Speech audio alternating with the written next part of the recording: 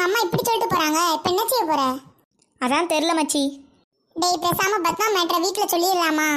இல்லை மச்சி, இப்போ அவள் எங்கே இருக்கா, என்ன பண்ணுறா, என்னை லவ் பண்ணுறாளான்னு கூட தெரில. அப்புறம் எப்படி நம்ம சொல்ல முடியும்? சரி விடு மச்சி, பொண்ணு தானே பார்க்க போறாங்க, அப்புறம் பார்த்துக்கலாம். காலையில 8 மணி ஆயிடுச்சு, இன்னும் அவன் ரூம்ல இருந்து வரலையா? நிலன், கார் எடுத்துட்டு வாடா, கிளம்புவோம். நான் நேரத்தையே சொன்னேம்மா, எனக்கு வேண்டாமா அந்த கல்யாணம். கார் எடுத்துட்டு வெளியில நில்லு நிலன், நான் ஒரு நிமிஷம் ரூம் போயிட்டு வந்துடுவேன்.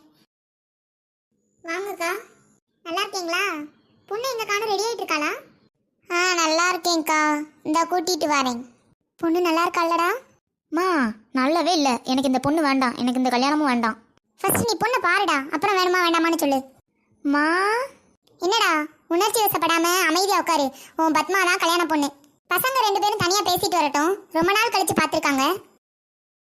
எனக்கு இந்த கல்யாணத்தில் இஷ்டம் இல்லை, என்னை பிடிக்கலன்னு சொல்லிடுறீங்களா? எதுக்கு பத்மா? நான் தான் உன்னோட நிலன். நீங்கள் யாரானாலும் இருந்துட்டு போங்க, நான் ஒருத்தரை லவ் பண்ணுறேன். ஹாய் ஃப்ரெண்ட்ஸ், இது நியூ லவ் ஸ்டோரி. இந்த கதைக்கு எல்லாரும் சப்போர்ட் பண்ணுங்கள் ஃப்ரெண்ட்ஸ். மறக்காமல் சப்ஸ்கிரைப் பண்ணுங்க ஃப்ரெண்ட்ஸ்.